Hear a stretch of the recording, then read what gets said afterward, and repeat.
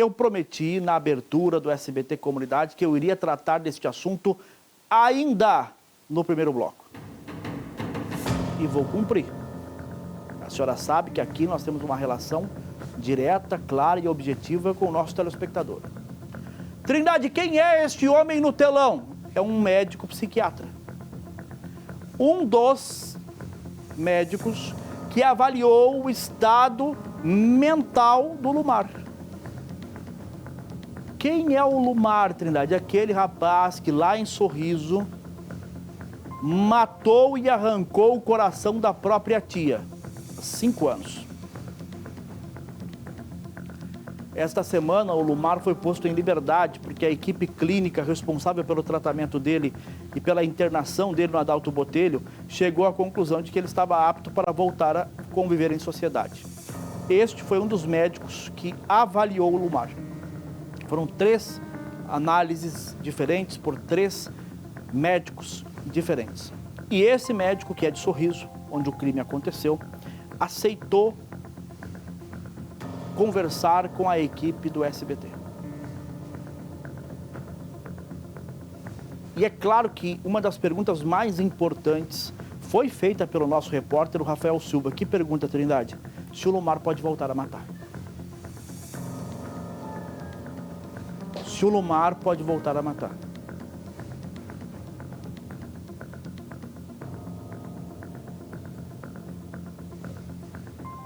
Ele pode ter um novo surto e praticar outro crime tão bárbaro como o que praticou em Sorriso? Minha amiga, a resposta do médico foi sim. A resposta do médico foi sim. E essa resposta nos assustou.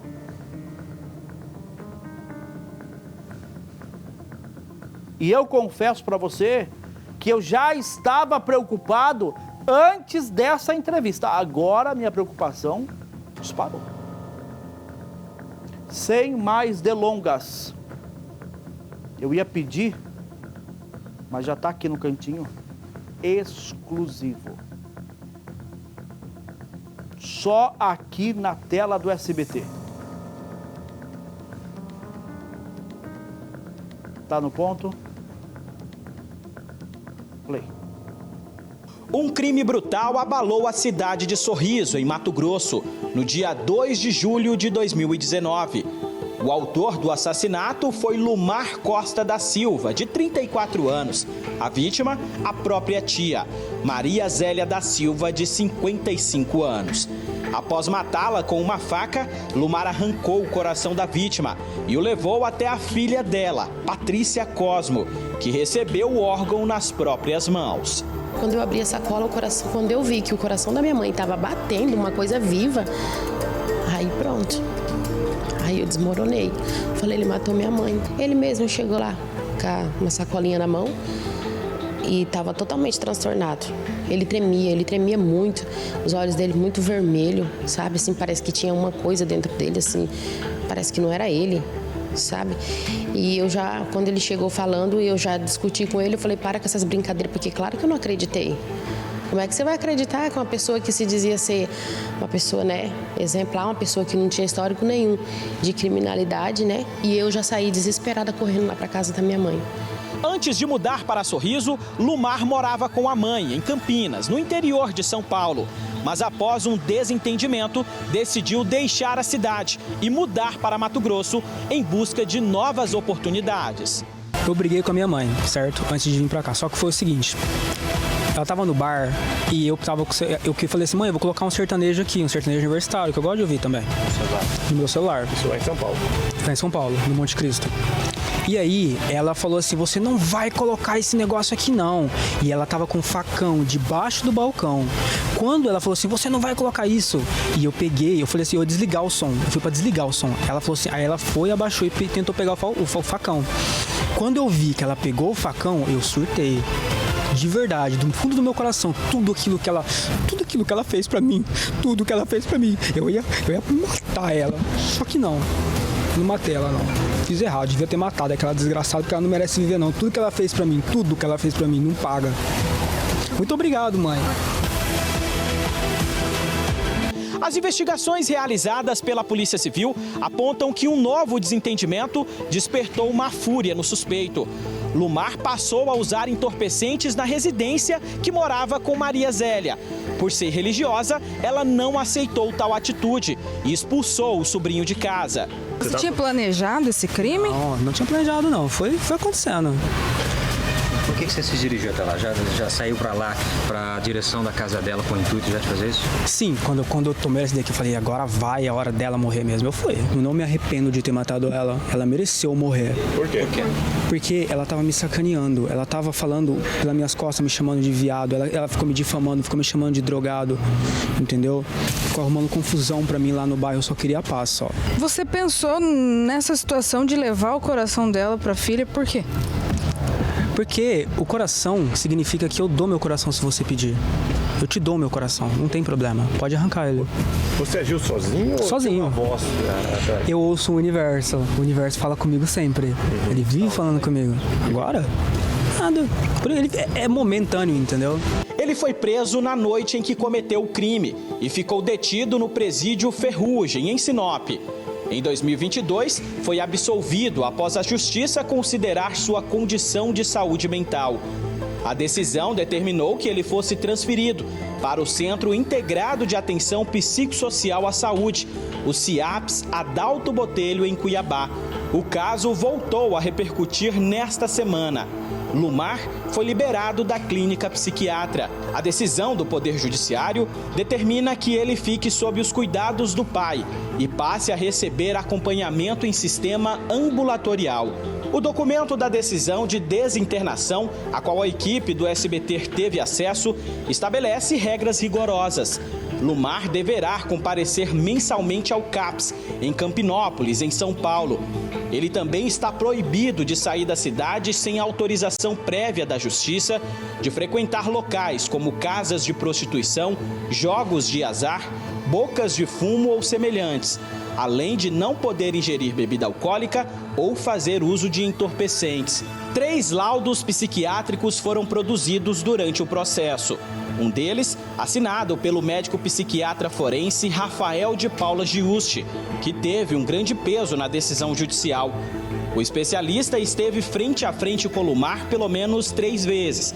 Em seu parecer, apontou que o acusado apresenta características de transtorno afetivo bipolar. Apesar de toda a repercussão, de todo o comportamento dele, foi uma entrevista psiquiátrica ali bem tranquila. Eu pude avaliar ele, entrevistar ele ali por 3 situações, em 3 datas diferentes. Não foi um dia após o outro, foram situações diferentes realmente para conseguir fazer uma avaliação um pouco mais completa, talvez, da evolução mental dele. O que ele falou, o que ele repassou que chegou, né, até essa conclusão? Na avaliação a gente avalia como ele fala todo o processo, como ele narra toda a situação, situações do passado, de infância, de vivência familiar, traumas que pudessem ter ocorrido, uso ou não de entorpecentes, drogas ilícitas, até alucinógenos. E assim, é feita uma avaliação completa, onde tudo pode realmente propiciar o desenvolvimento de um transtorno mental. E no caso, ele falou coisas que realmente batem com o comportamento que ele teve. Os entorpecentes que ele utilizou antes do crime pode ter afetado ainda mais essa situação? Sem dúvida. Sem dúvida. Lá na entrevista ele relatou que usou drogas alucinógenas e outros derivados de substâncias que são psicoativas, que até no próprio relatório que eu coloquei lá tem uma designação que o quadro todo foi potencializado pelo uso da substância. O crime realmente chocou bastante, né? Mas eu procurei me atentar apenas para definir o perfil psicológico dele, sem procurar realmente a repercussão grande que o fato realmente teve. O trabalho feito, não por mim, até por qualquer outro colega que faz uma avaliação pericial, ele não define a conduta do juiz. Nós só fazemos a avaliação daquele momento, traçamos um perfil, falamos se aquilo tem ou não relação com o fato ocorrido, e é o juiz que decide o que vai ser feito dali em diante. Acompanhando outros casos, não que geraram crimes, mas pacientes psiquiátricos em geral que eu atendo em consultório, eu vejo que o paciente em tratamento, ele fica bem. Mas o problema é aceitar o tratamento e seguir o tratamento de forma correta. Porque deixando de tomar a medicação em qualquer momento, isso já desestabiliza o quadro mental dele e gera novamente todo o transtorno que realmente um dia pode ter acontecido. Então, ele pode ou não fazer algo assim, vai depender da avaliação que teve dentro da internação, das medicações que ele está usando e se ele vai seguir com algum tratamento ou não. Ele acabou com a minha vida. A metade da minha vida ele acabou, se foi, com a minha mãe. Eu só tenho a outra metade da minha vida por causa dos meus filhos. Se não fosse meus filhos, eu não estaria nem aqui. O que eu queria, né, é que ele cumprisse a pena. Por mais que se fosse louco, doido, problemático, mas eu acho que ele não deveria. Eu temo pelas pessoas que possam vir conviver com ele, no meio dele. Porque ele é um psicopata, entendeu? Eu tenho medo, ele é um risco muito grande. E principalmente para mim, para minha família, para minhas filhas. Você se considera um problema mental ou não? Não, eu sou normal. Normal? Eu sou uma pessoa da paz. Me perdoe, mas essa entrevista para mim é muito clara. Essa entrevista para mim é muito clara.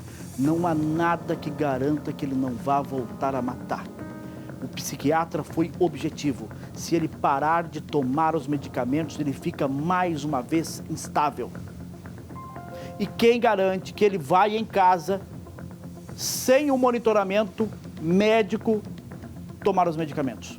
Pelo amor de Deus, todo mundo sabe a resposta. Todo mundo sabe a resposta. O que fizeram é absurdo.